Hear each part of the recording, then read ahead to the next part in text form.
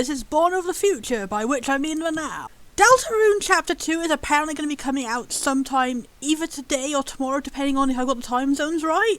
So I've gone back and I tried to record a Let's Play of Deltarune Chapter 1 when it first came out 3 years ago. It was like one of my first attempts at a Let's Play. It wasn't my first attempt. I think that was the Pokemon Rainbow randomizer thing. But it was my first time I successfully completed a full playthrough of a game, and I was going to make a Let's Play of it, and then I just lost my nerve at the last minute. So this, I think, was like a major turning point in where I first started becoming more confident doing videos on YouTube, and I eventually started doing Twitch streams, which like I ended up being a lot better at. Well, I don't think I'm good at it, but it helped me with my confidence issues, where I would record something and I'd put it down and I'd look back at it and think, oh, it's terrible, it's way worse than I thought it was. And that's why I think doing streams has been better for me than that, because it's less of me being allowed to like sit and deliberate and decide not to post it, which I did for 3 years. Yay! So this is Future Born, and because obviously it's been so many years now, and now we know way more about the game and what's going to be upcoming with it, anything, it's quite funny to look back and see I made a lot of mistakes during my first playthrough. I misunderstood a lot of stuff, I predicted things completely incorrectly, or I had opinions that I didn't fully explain during the Let's Play. Like, for example, one of my favourite characters ended up being, I'm not sure if I'm pronouncing it correctly, but is their name Shorm, or is it Seam? Because I got so confused by that joke where it's like the name, it could be pronounced Shorm, but it's spelled Seam, and that whirled around in my head for a while. I can't remember which pronunciation I even used in this Let's Play, but yeah, I barely ever talked about them because I never managed to beat the Jevil battle, the optional post-final boss battle thingy in Deltarune. So I never got to get all the backstory between that character and Jevil. So they ended up becoming like one of my favourite characters ever, like badass non-binary grandparent with this amazing history of like being the only one who could contain the ultimate power of Jevil, who was a good person who went mad because they saw the truth of the metaverse, and yeah, anyway. I have opinions about that. I might talk about it some other time. Maybe I'll record an extra episode. Maybe I'll try and finally beat that boss battle. Who knows? I'll record as an extra episode in the end. Who knows? I probably will still fail, but at least I can blabber on about what I know now about that story. But yeah, there's going to be a lot of moments like that where, like, if you've talked to me before about Undertale and Deltarune, you'll be thinking, oh, why isn't Buddy talking about this thing they always talk about? It's just because me doing my first reactions didn't quite get it yet. So that's why I have Born of the Future interjects, where, like, if I need to correct anything, I'll pop up some text on screen of just me and my future thoughts. Anyway, now it's out the way, let's get along, and let's look at this amazing little snippet of Born history, which may be incredibly cringeworthy, but I've got this game to thank for me eventually pushing through and deciding I'm going to start making more YouTube videos, and nowadays I like to hope at least I'm a little bit more confident, maybe. Perhaps. Maybe I'm slightly more entertaining too, who knows, I hope. I genuinely really hope I've made at least 1 degree of progress, but who knows. So, let's just get out of the way before I start rambling on. Anyhow, let's go! First reactions to this, and I haven't actually posted anything about this before because I haven't done any Let's Plays at all on this channel yet. I'm inactive as hell, let's say the least. But I am a big fan of the original Undertale. It hit me right in the heart. I was never a big part of the big fandom that came up around it, and it was a bit intimidating. But I'm going off topic. Anyway, I liked Undertale, it hit me in the heart, I cry a lot over fictional characters, and yes. And now, a mysterious thing has appeared overnight. Yesterday there was a mysterious message apparently coming from the Easter egg character Gaster, who is just, before now all we knew about him is he was a character that has a chance of randomly appearing in the game and hints mysteriously at some sort of sequel that might happen someday. And then we had a Twitter account that appeared that was in character as Gaster and hinted, come back in 24 hours, something mysterious is going to happen. Then this game appeared on that Twitter account. The label just said survey program, but when you download it you get this thing, which is apparently a demo for an entirely new game. Now, there's a complete embargo and all spoilers about this. if I'm posting this video, it means that I'm posting it after the embargo has gone down, so it's going to be a bit late after the game first came out. But I am playing as when the game first came out. I don't know anything about it. All I know is that it's not actually a survey program, it's a game. So click on it, do download it, do play it, enjoy it. It's going to be big and surprising in some sort of way. And I don't know, I'm just quite excited about it. So, yeah. It's Halloween. Well, now it's November the 1st. It's 2 a.m. on then because I only heard about this very late and I was just about to go to bed and then I got too excited, so now I'm not. And then it took me several hours to set up this new microphone that I've got and everything. And yeah, here we go. Let's try this.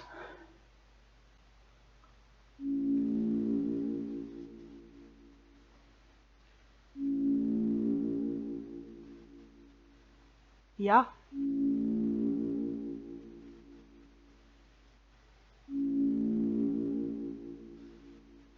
Not ominous in the least.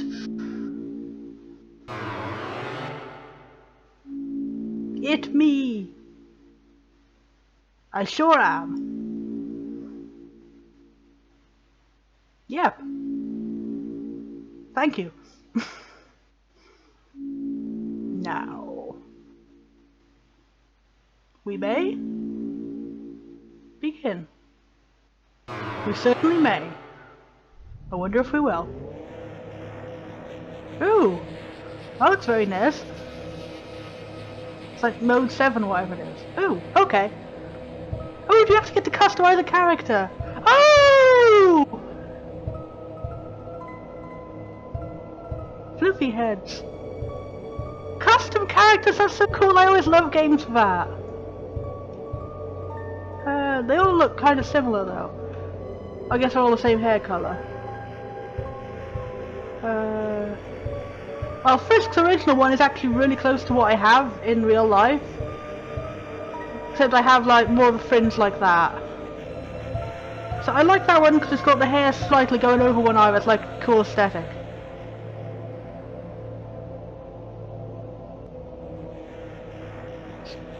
They're all mostly the same. Oh, it's like weight and stuff. So go with the big fat ass one, which is me, yeah. Oh, and then you can have puffy coats. Those two look exactly the same to me. I don't know if that's... Oh, just the sleeves. I'll go with that one with the puffy sleeves. Preferable legs. They're all literally the same. Okay. Thanks, Dopey Fox.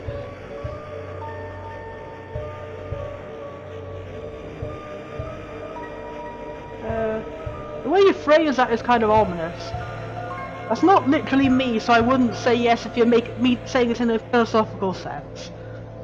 If I was to go literally me, it would literally just be Frisk from the last game, but like taller and not Asian. So, but yeah.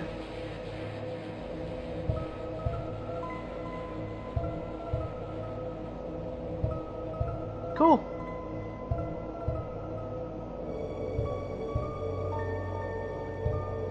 Okay, that's a little ominous.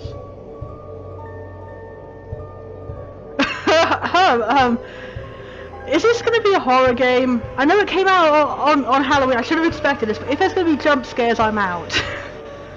I'm not actually sure, because in real life I'm incredibly picky and strange about food. I was saying this earlier, I don't really have a favourite food. Like, I dislike most every food. I only have certain foods which I do like, and then mostly aside from that, it's just what foods don't make me throw up. Apparently that's like a common experience among people who have autism spectrum disorders, is being incredibly sensitive to taste and touch and stuff. For some reason mint makes me throw up, and I don't know why it's mint, I don't know why it's only mint. It just means that I have to buy this specific special medicinal toothpaste which has no flavour to it, and it's really awkward and a bit of a stupid expense that happens in life, but I guess that's how it is. So, yeah. I guess I would probably just go with pain or cold, whatever one of those means having incorrect taste senses in your brain. I guess I'd go with salty, because even though I don't actually like putting salt on food, I guess salty is the closest thing you'd have to like savoury food, like potatoes and stuff. I do tend to like those because they don't tend to have a flavour, so to speak, and then you can just change it with whatever condiments you put on them. Why am I going into such deep thought about food? Hello, cold food. How? I don't actually know what my blood type is. Is D actually a blood type? Are those blood types? Because I feel like they're not. I feel like that's a joke, but I'm not actually good enough at science to realise it. I have no idea what my blood type is, and I don't know how you even get tested for that. I suppose if this means which one is the most favourite to drink or something. That would actually be cool playing as a vampire. The thing is, that's a monster I didn't show in the original. I'm going off topic here, and I'm thinking way too much into character creation. I just love character creation. So, my name begins with D, so whatever. It. Well, that's a bit... yeah. Cyan is actually my favourite. That's the colour of my hair at the moment. Oh, a voice would be very good, because I want to know what this character feels. I don't really feel comfortable with how they're phrasing his character creation. It seems more like well, it feels like this character does have their own personality, and I'm just being a bit abusive to it or something.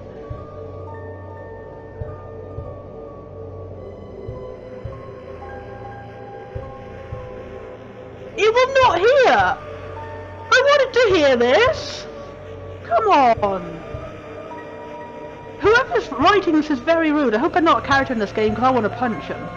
I want to be a pacifist, but I also want to punch this guy in the head. Take my love! Yeah.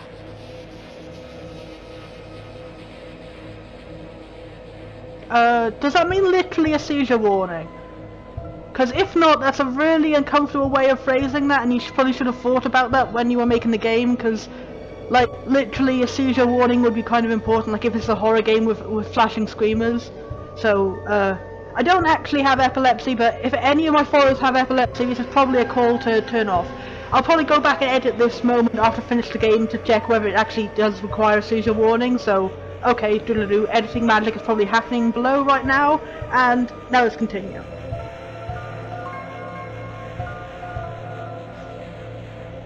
Of course, it's always pain when it comes to raising a child. See, I'm already getting attached to this character, I'm already feeling that, like they're not me, so... that was a very effective way of making character creation not put myself into the game, I guess. Now I wish I could ask them their name. This isn't fair. I wonder if an Easter egg will happen if you do that.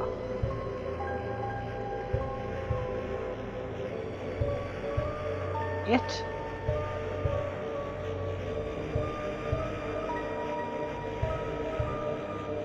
Oh.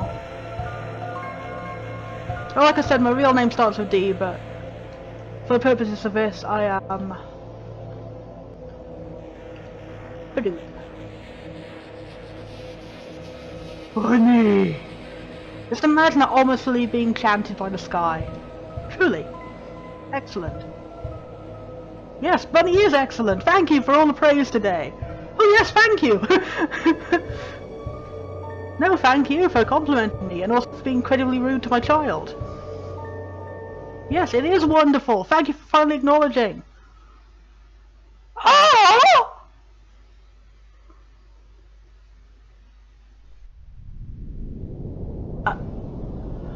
Ooh. You're doing some meta things on me. Was that all actually pointless? Oh wait, Toriel! Oh, I'm sorry, my neighbours didn't hear that. Oh my god, so are we actually playing as Frisk then? Or is this one of Toriel's other kids that happened before Frisk? Because this doesn't seem like her house from the actual Undertale game. This does seem like their house from the happy ending when they all go back to the service and everything. Because she's wearing a teacher uniform.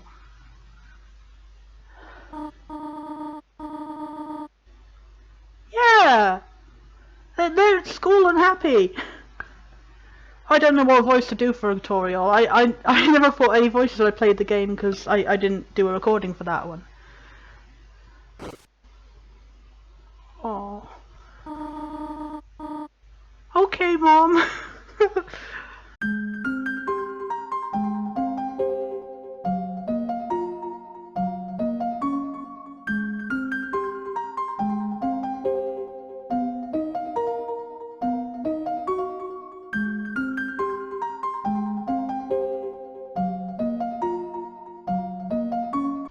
Oh, when I first played this game, I stayed in Toriel's house for like 2 hours. I was just live logging it on Tumblr. I just didn't want to actually progress the story and have to fight her.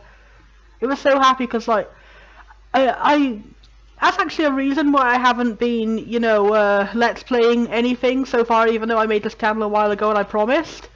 Because I I was worried about what to do for my first let's play, because like it's always a bit hard to think of something for that.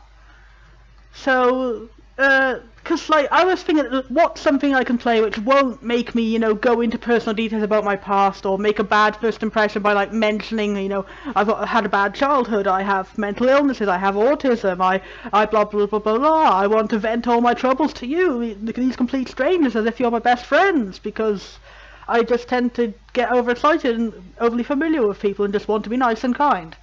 But yeah. It turns out that literally every game I tried, I ended up being overly familiar in the first episode, so I just gave up on trying to find a good way to introduce myself and not feel like a big sappy mess. It's true, everybody, I am a big sappy mess. So yeah, as I was saying, me personally did not have a happy childhood. I related a lot to Chara or Kara, or however you pronounce it in the first game, the original Fallen Human, where they said the story about how Chara hated humanity, and that's all we know about them, is that in the game currently they're sort of a representation of like evil and bad choices and what Frisk could have become if you know you went down the wrong side. And I think that's why if you actually do go down the wrong side and get the no mercy ending or whatever it's called, that's why you like literally become Chara again as like their second coming and stuff. So I don't think Chara themselves is actually inherently evil. I just think it's like a representation of you, the player, making the wrong choices and stuff. Because when I heard like the one snippet we have of their backstory, it's like it just got me a bit emotional, because like when Asriel said Chara hated humanity, I just read that and I was like, that's literally why I started playing this game in the first place. When I played Undertale, I wanted to fall down a magical hole in a magical world and have a new mum and all that. That's why I didn't understand why Frisk wanted to leave Toriel in the first place. But I suppose if they didn't, then we wouldn't have a whole story. But like, yeah, I didn't have good parents, and it was just like so much wish fulfillment to play a game where you had a fictional character being a good parent, and then the whole game just hit me really emotionally because I started off from that basis. So anyway, let's move on from me being a big sap and get on to where we are currently.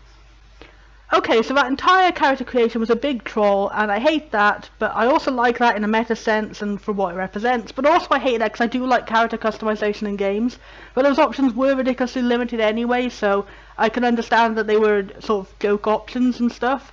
And it does make a good metaphor about, you know, whoever this character is, whether they're Chara or Frisk or a new person. It gives you a good sense of who they are right off the bat, sort of, and how their life is going to be. And how ominous this game might be, and how whoever that is that's being a narrator voice is not a very nice person, and I want to punch them. And I want to find them very soon and find out what the hell is going on with that, and also punch them. And protect my child. A lot. This is my new child. In the last game, I was projecting onto Frisk, I was wanting Toriel to be my mum. Now, I am like, Toriel, I will help you in the dual parenting of this amazing child. And actually, it's quite interesting, with the design, it's like, it contains sort of pieces of every single option you had. Their hair especially is like every single option combined. And it's also nice how this could be Chara or this could be Frisk. And it could work as like a follow-on from like, if you got either ending in the previous game, who knows? Who knows? So wait, they were called Chris? So that does sound like Frisk. That makes me wonder if like maybe Frisk changed their name to something more normal. I don't know. Or maybe their name was Chris and everyone was pronouncing it wrong as Frisk. I don't know. Or maybe this is Frisk's twin with a very similar name. See, this is how I do when I play games. I go off on incredibly big tangents and I get emotionally attached immediately, and I miss out on making actual progress and doing anything to do with the game. So let's shut up and progress with the game.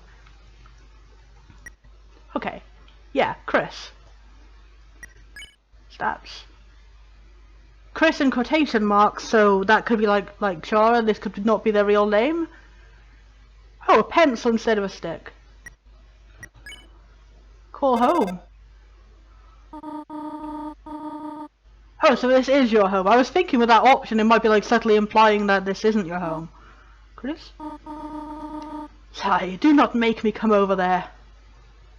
Oh, Toriel's mad at me. That doesn't sound very in character for Toriel.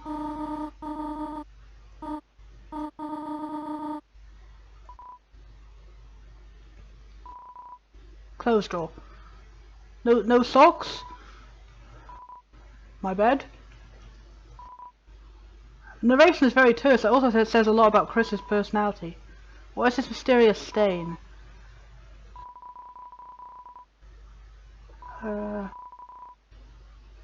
Why is there a bird cage in a wagon? I can understand playing with it, but with a bird in it, that sounds kind of abusive. I hope it didn't actually, like, take the bird tumbling down a hill. That would make sense why it's escaped, then. It's a beautiful day outside, but you don't seem very happy, Chris. Step 4. Oh, so you're doing extracurricular activities with Mom. What's that under the bed? CDs, classical, jazz, religious, ska. Okay. Fun fact, my neighbours are actually terrible and they constantly play strange religious music. Not religious ska, but religious heavy metal. At all hours of the day, usually at 1 AM. I'm glad I'm playing this at 2 AM actually, because it was pounding earlier. Of all the things to have a noisy neighbour go on, this had to be really loud Christian music. Oh, one normal controller, one knockoff one, that's relatable. That's also relatable. I mean, where else would you keep your books except in, like, the non-book desk? Whose bed is this? Oh, that's actually a good and sneaky way of doing that. You, make the other thing, the only selectable thing around the bed, so you don't have the character actually mention whose bed it is. So, drab corner of a room, potential antisocialness, not taking very much care of their room either, versus high-achieving, sunny, fabulous person. Is this Frisk and is this Chara? Is this some sort of AU where they both managed to escape and now Chara is having trouble readjusting into the human world? I should just stop standing around staring at this room for 12 hours and making theories before I have any evidence whatsoever to go on. Let's just get to the game. Oh. Also, where is the music? Many books. Tales of snails. Snails do not have tails. Can snails help your garden? No, not really. Aww. Nice to know he's doing stuff. Wow, everything is so much more nicely modelled. It's like parallax modelling. Oh, nostalgic. Cinnamony batter. Aww.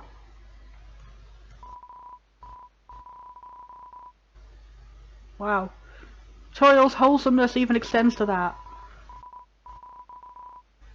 Oh, I have a brother, so that can't be Frisk then. Oh, Asriel! Maybe Asriel somehow came back. They saved him. Maybe. Chariel. Who's this other chair? Did she get back together with Asgore or did she marry someone else? Who knows? Hymns. I hope Toriel doesn't listen to Christian heavy metal. What are those in the window, like little action figures stuck up there like potted plants? Why is this place so empty? Where is Toriel? Oh.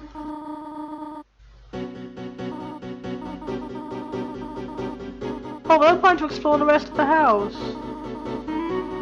Alright, let me give it a sec. I'm going to start all over again so I can explore the damn house.